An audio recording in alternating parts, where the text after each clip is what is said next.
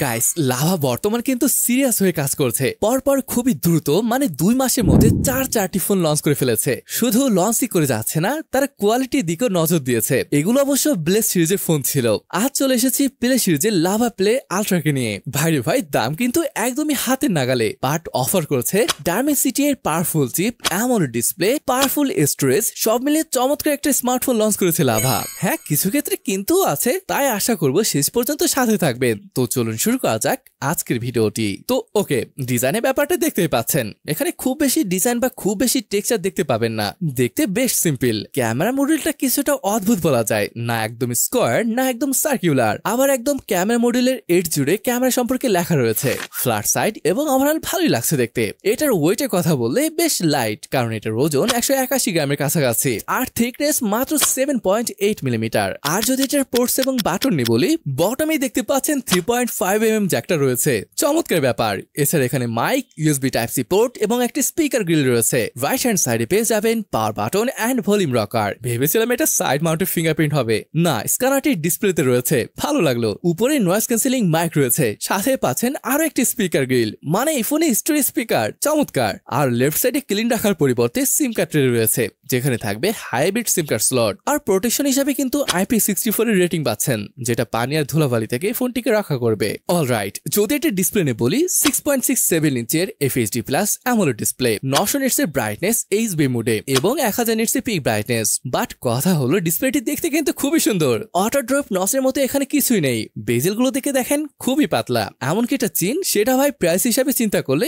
এটাও খুবই পাতলা। আমার কাছে এমনটা মনে হয় এটার প্রাইস হিসাবে খুব ভালো একটা ডিসপ্লে অফার করছে। এবারে স্পেসিফিকেশনে বলি, কি বলেন? এখানে ভাই মিডিয়াটেক ডায়মেনসিটি 7300 প্রসেসরকে ব্যবহার করা হয়েছে। দুইটি ভ্যারিয়েন্টে ফোনটি পাওয়া যাবে, 6128 এবং 8128 জিবি র্যাম টাইপ LPDDR4X। একই সাথে পাচ্ছেন UFS 3.1 স্টোরেজ। হ্যাঁ, এই প্রাইসে UFS 2 থাকে, সেখানে 3.1, চমৎকার ব্যাপার। এর ফলে কিন্তু রিড অ্যান্ড রাইট স্পিড ভালো পাওয়া সম্ভব হবে। আর যদি এটার পারফরমেন্স নিয়ে বলি, এখানে 6,60,000 উপর এটার বেঞ্চমার্ক স্কোর, মানে এটা পারফরমেন্স অ্যাভারেজই বলতে পারেন। তবে হ্যাঁ, এই প্রাইসে যদি গেমিং ফোন চান, এটা খারাপ হবে না। 60 FPS আপনি BGMI খেলতে পারবেন। আর এখানে যে প্রসেসরটা রয়েছে, এটা কিন্তু বেশ স্টেবল একটা প্রসেসর।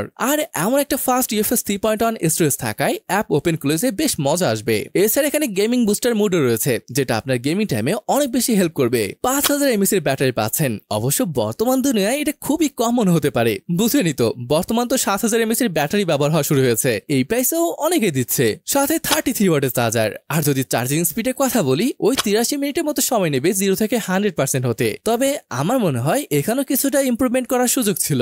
অলরাইট, চলেন এবার এটার ওএস আর UI সম্পর্কে জানি। ইউআইটা বেশ ক্লিনই মনে হয়েছে আমার কাছে। লাভার ডায়াল রয়েছে নিজস্ব, এর মানে চাইলে অটো কল রেকর্ড করার মতো সুবিধা থাকবে। আরো একটা ভালো ব্যাপার হলো, এখানে 2 বছরের মেজর অ্যান্ড্রয়েড আপডেট, সাথে আরো পাচ্ছেন 3 বছরের সিকিউরিটি আপডেট। এখানে কিন্তু অনেকেই 1 বছরের আপডেট দিয়ে চুপ থাকে, সেখানে 3 বছরের, ভালো বিষয়। কানেক্টিভিটি নিয়ে যদি বলি, এখানে রয়েছে 5G, 12 4G, Wi-Fi 6 সহ ব্লুটুথ 5.2 এর সাপোর্ট। সেন্সরও ভাই সবই রয়েছে, ইন ডিসপ্লে ফিঙ্গারপ্রিন্ট সেন্সর রয়েছে, সাথে ফেস আনলক, দারুণ ব্যাপার। গাইস, যেমনটা বললাম, ডিসপ্লেটি খুবই সুন্দর ছিল।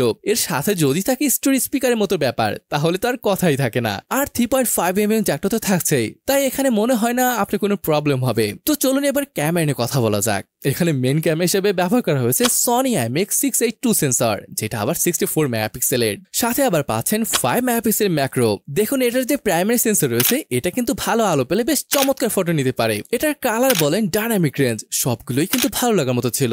হ্যাঁ, একটু ওভারশার্প মনে হয়, আর বুঝতে পারছেন বাজেট ফোন, এর থেকে বেশি আর কি আশা করতে পারেন। আর ফ্রন্টে পেয়ে যাবেন 13 মেগাপিক্সেলের একটি সেলফি শুটার। আর ভিডিওগ্রাফি, এটা দিয়ে ফ্রন্ট আর ব্যাক উভয় ক্যামেরা দিয়ে 4K 30 FPS শুট করতে পারবেন। এই দিকটা অবশ্য ভালো লেগেছে।